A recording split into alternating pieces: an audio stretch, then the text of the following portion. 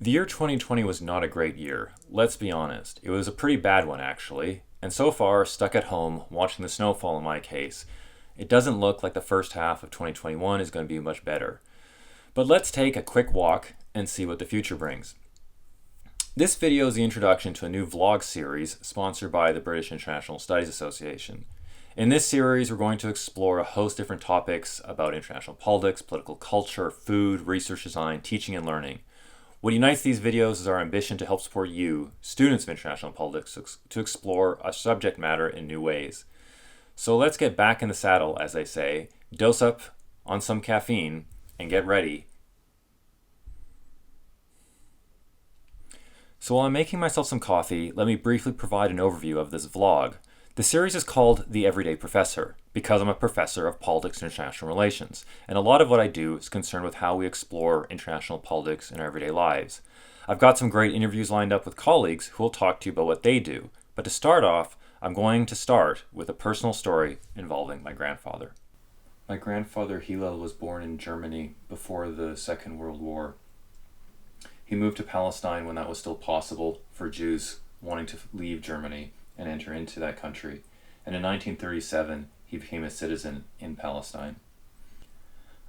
I didn't spend a lot of time with my grandfather because I was born and I grew up in Canada on the West Coast, and he lived in Israel. But Hillel was someone I was always very close to, and he was also very important to me. When I was an undergraduate student, I would send him my essays, and he would read them and actually mark them up, annotate them with questions, and he would write me back and ask me questions. And while I was not great at responding in a timely fashion, and my handwriting was atrocious, often leading me to type my letters in response, we were always in touch. And every time I went to Israel, I would visit him, and the visits were often kind of boring, to be perfectly honest. He was old, and he didn't have a lot of energy, and it was very hot, and the heat really saps your energy. But it was always really important for me to visit him, and he was in many ways a model for me as to someone who exemplified human political values and applied them in his everyday life. Because of the experiences of my grandfather fleeing Nazi Germany and living in Palestine and then in Israel and experiencing the wars there, I often had many questions for him. And he would often answer my questions, which is more than I can say for my other grandfather. And I want to read one of his responses to me. This is from a letter he wrote on May 10th, 2000, 20 years ago. In your last letter, you asked me how we had felt in Germany at the time before Hitler came to power. This is a good question and hard to examine. The answer depends on the experiences and the openness of everybody. I myself lived in the quite closed atmosphere of a child and then of an adolescent. I never suffered anti-Semitism, not at school, not outside it. Of course, I knew that I was something else or something other than my comrades. That fact had its limitations. I knew, for instance, that I could never have a non-Jewish girlfriend. And that sounds so ridiculous. Also, when after leaving high school, I came to work in a big metal factory. All the other workers were Christian Germans, simple people, and I got along fine with them and never felt threatened. Things changed after 1933 with the general atmosphere when the brown-clad soldiers marched through the streets and sang, "When the Jews' blood will spill from the knives." Funny, but not frightening. Did I think about Palestine? Maybe. In our youth movement, things developed quicker. We would learn modern Hebrew. We started reading the Bible, and we learned about the Hasidim, the Orthodox Jews, without understanding any way how these people lived. He talks about their poverty. While my father looked or felt things otherwise, he had his experiences, although he did not talk about them with us children. And my mother always followed him. She called him the chef. Father was an officer in the German army and was retired in 1914, so retired soon in the First World War. He was wounded in Flanders and bore shrapnel bullet near his kidneys forever. After recovering, he started training recruits at home until 1916. Then the German army stopped the so-called Jew count in order to prove that the Jews were dodging.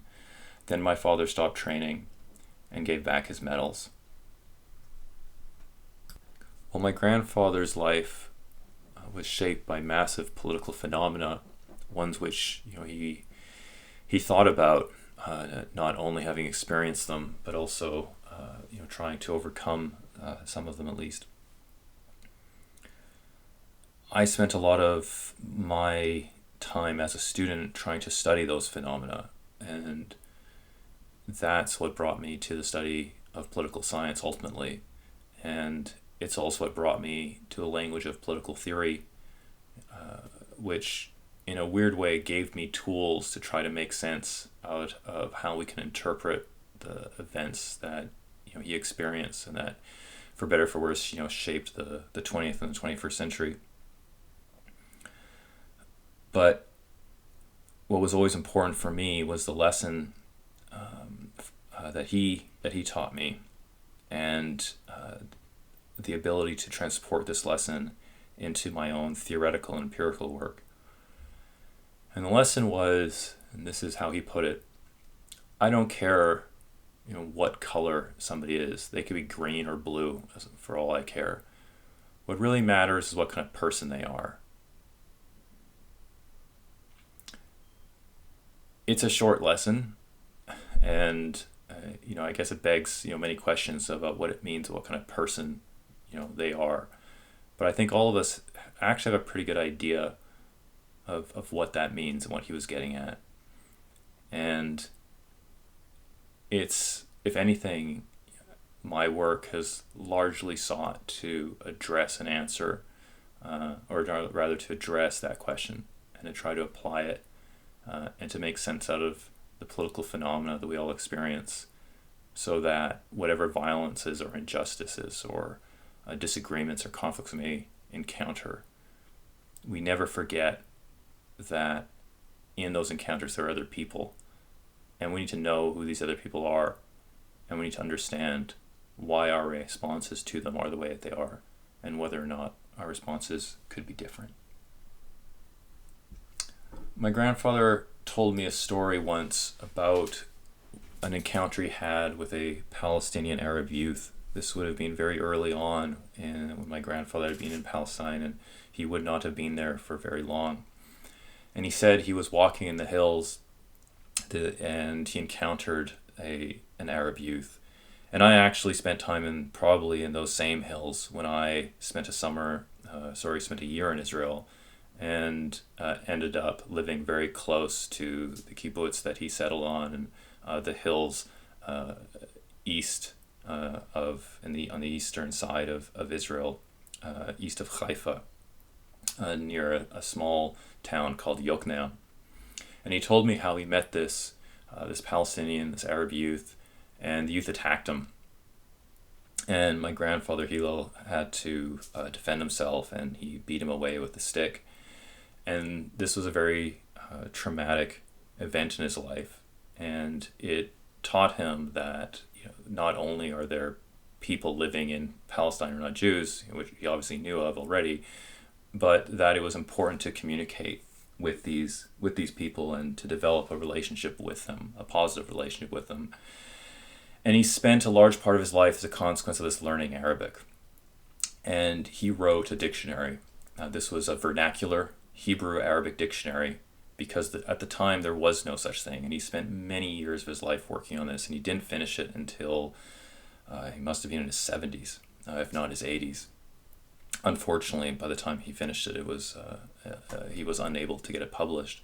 It was handwritten on 611 A4 pages.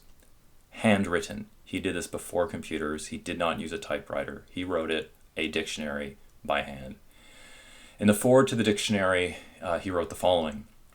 Out of the 6 million residents of Israel, 20% are people speaking Arabic as their mother tongue. Almost all of them have a command of the Hebrew language, while most of the Jews do not know Arabic. We are two people sharing Israel as a homeland, and we must find a way of living together where mutual respect and understanding are part of our lives, and one of the ways of achieving this is a better understanding of each other's language. My grandfather's life and his experiences and his journey through the Arabic language and his work compiling the dictionary did not make me study politics or political science. I wish I could say that I was aware of all of this, when I was a kid and when I was thinking about what interested me, but it really wasn't. But it became something that became very important to me when I did start to study political science.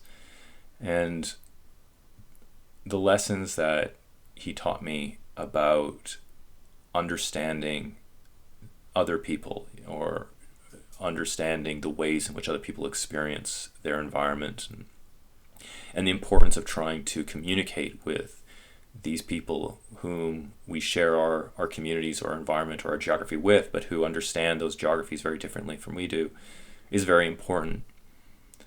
To me, that's what political science is actually about.